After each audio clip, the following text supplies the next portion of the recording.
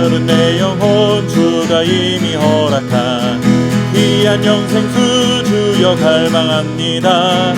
약속 따라서 힘써 간구하오니 오 주여 내게 도와서 들어주소서.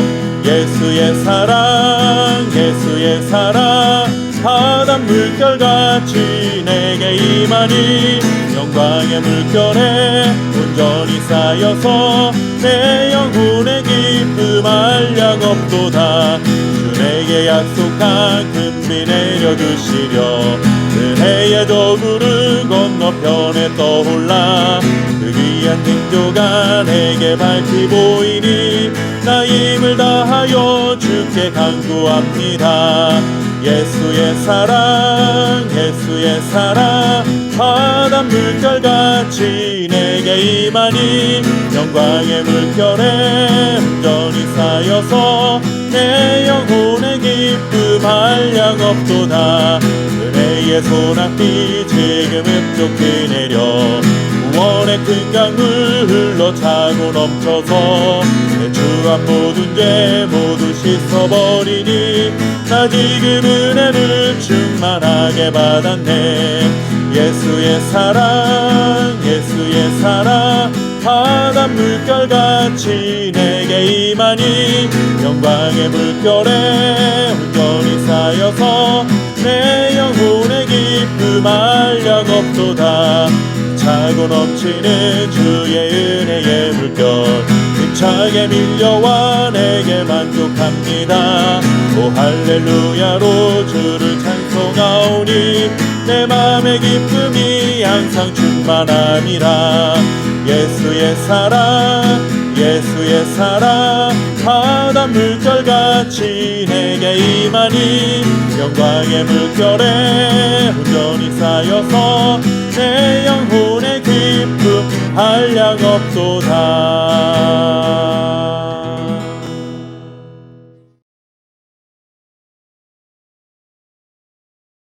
삼손이 나귀의 새 턱뼈를 보고 손을 내밀어 집어들고 그것으로 1000명을 죽이고 이르되 나귀의 턱뼈로 한 더미 두 더미를 쌓았으며 나귀의 턱뼈로 내가 1000명을 죽였도다 하니라.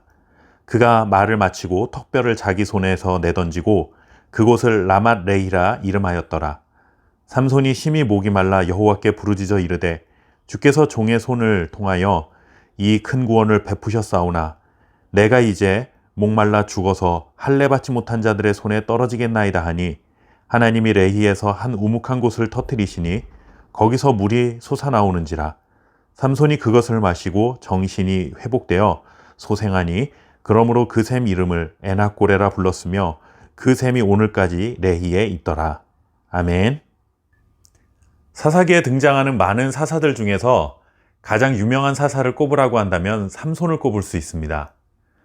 사실 삼손이 가장 유명한 사사인 이유는 여러 가지일 수 있습니다. 다른 사사들과도 확연히 구별될 만큼 초자연적인 힘을 가진 사람이었죠. 마치 그리스 신화 속에 등장하는 제우스의 아들 헤라클레스를 떠올릴 만큼 엄청난 힘을 자랑했던 사람이 삼손입니다. 그런 놀라운 힘을 가지고 적군 몇 명을 상대한 것이 아니라 군대와 군대가 맞붙는 전쟁을 방불케 하는 그런 싸움에서 군대가 아닌 혼자서 승리를 거두기도 했습니다. 그의 생애 마지막에는 블레셋 사람들이 모여있는 건물의 기둥을 무너뜨려서 단번에 수많은 사람들을 죽이기도 했습니다. 이렇게 싸움으로만 알려진 것이 아니라 이방 여인의 유혹에 넘어가서 머리카락이 잘리게 되어 괴력을 잃기도 하고 두 눈이 뽑힌 채 블레셋 사람들의 놀잇감이 되기도 했죠. 정말 파란만장한 인생을 살았던 사람이라고 할 수 있습니다. 이렇게 다양한 이유에서 사사하면 그래도 많은 사람들이 제일 먼저 떠올리게 되는 이름이 삼손이지만 사실 면면히 들여다보면 삼손은 하나님께서 부르신 사사라고 하기에는 나머지 사사들에 비해서도 정말 많이 부족하다는 생각을 갖게 됩니다. 태에서부터 나시린으로 구별된 자가 이방 여인과 결혼을 하려 하고 술을 먹고 사고를 치기도 했죠. 그리고 무엇보다도 그는 블레셋 사람들과 싸우도록 부름을 받았음에도 불구하고 그런 하나님의 부르심에는 관심도 없었습니다. 그저 개인적인 복수심에 눈이 멀어 살아갔던 사람입니다. 그런 삼손을 붙잡기 위해 이번에는 블레셋 사람들이 이스라엘을 쳐들어옵니다. 그런데 여기 이상한 점이 한 가지 있습니다. 삼손은 단지파 사람인데 블레셋 사람들이 단지파가 아닌 유다지파를 침공합니다. 아마도 삼손의 괴력을 익히 알고 있었기에 블레셋 사람들도 직접 잡으러 오지 못하고 유다 사람들을 이용하려 했던 것 같습니다. 그런데 삼손과 동족인 유다지파 사람들이 정말 한심한 모습을 보이게 되죠. 블레셋 사람들이 쳐들어오자 왜 우리에게 이같이 하냐라고 묻습니다. 이것은 블레셋 사람들의 갑작스러운 공략에 놀라서 묻는 질문이 아니라 삼손을 잡으러 왔는데 왜 유다지파인 우리를 공격하는 것이냐 하는 그런 질문입니다. 보복을 하려면 제대로 해야지 너희가 번지수를 잘못 찾았다 하는 그런 뜻입니다. 삼손을 잡아오라는 블레셋 사람들의 요구에 힘을 합해 싸워야 할 유다 백성들은 블레셋과 싸우기는커녕 정말 삼손을 결박하기 위해 삼손을 찾아갑니다. 하나님의 백성들이 하나님이 세우신 사사와 함께 이방인들을 몰아내야 할 텐데 그럴 생각조차 하지 못하고 그냥 이방인들에게 협조해서 편안하게 살 궁리나 하고 있는 것이죠. 그렇게 유다의 배신으로 삼손은 결박된 채 블레셋 사람들의 손에 넘어가게 됩니다. 그런데 이때 여호와의 영이 갑자기 삼손에게 임합니다. 그리고 삼손은 자신을 결박했던 밧줄을 끊어내고 나귀 턱뼈를 집어들고 그곳에서 블레셋 사람 1000명을 죽이게 됩니다. 이렇게 하나님의 강력한 도우심으로 또다시 위기를 넘기고 승리하게 된 삼손이지만 그 삼손의 태도에서 우리는 다시 한번 실망감을 감출 수가 없습니다. 16절에 보시면 나귀의 턱뼈로 내가 1000명을 죽였도다 라고 고백하는데 하나님의 도우심이 있었던 것을 전혀 깨닫지 못한 채 자신의 승리를 자화자찬하며 승리의 기쁨에 도취되어 있습니다. 정말 이 정도면 삼손을 사사라 불러야 할지 고민이 되지 않습니까? 이런 놀라운 승리를 거둔 뒤에 그런데 또 하나의 사건이 이어지게 됩니다.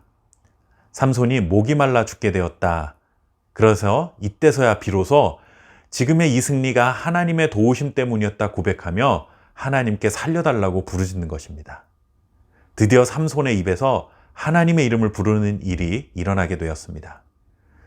지금까지 삼손의 모습을 보자면 하나님이 삼손을 계속 도와주실까 하는 이런 생각이 들기도 하지만 하나님은 삼손의 이 부르짖는 소리를 들으시고 그곳에 물이 터져 나오게 해주셨습니다.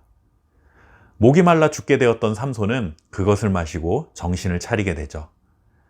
삼손이 블레셋 사람 1000명을 나귀 턱뼈 하나로 죽인 뒤에 승리에 도취되어 자신을 추켜 세우고 있는 이 순간 하나님은 삼손에게 분명하게 알려주고 계신 것이 있습니다. 너의 힘이 아무리 탁월하고 너의 능력이 아무리 뛰어나도 나 여호와 하나님의 도움 없이는 갈증 하나도 해결하지 못하는 연약한 존재라는 것을 알아야 한다는 것입니다. 삼손은 초자연적인 힘을 가진 사람이었습니다. 사자의 입을 맨손으로 찢어 죽이고 무기 하나 없이 적군 1000명을 죽일 만큼 괴력의 소유자입니다. 그러나 여호와 하나님의 도우심과 긍휼이 없이는 살 수 없는 자이며 기도에 응답하시는 하나님 없이는 그저 무기력하게 살 수밖에 없는 존재라는 것이죠. 이것은 우리도 마찬가지입니다. 한순간도 하나님의 은혜가 아니면 살아갈 수가 없고 하나님께 부르짖어 응답을 구하지 않고는 살아갈 수 없음을 분명히 깨달아야 합니다. 언제든지 구하면 우리에게 주시고 또 두드리면 열어주시는 하나님께 가난한 마음으로 하나님의 은혜를 구하며 살아갈 수 있는 저와 여러분 될 수 있기를 바랍니다. 감사합니다.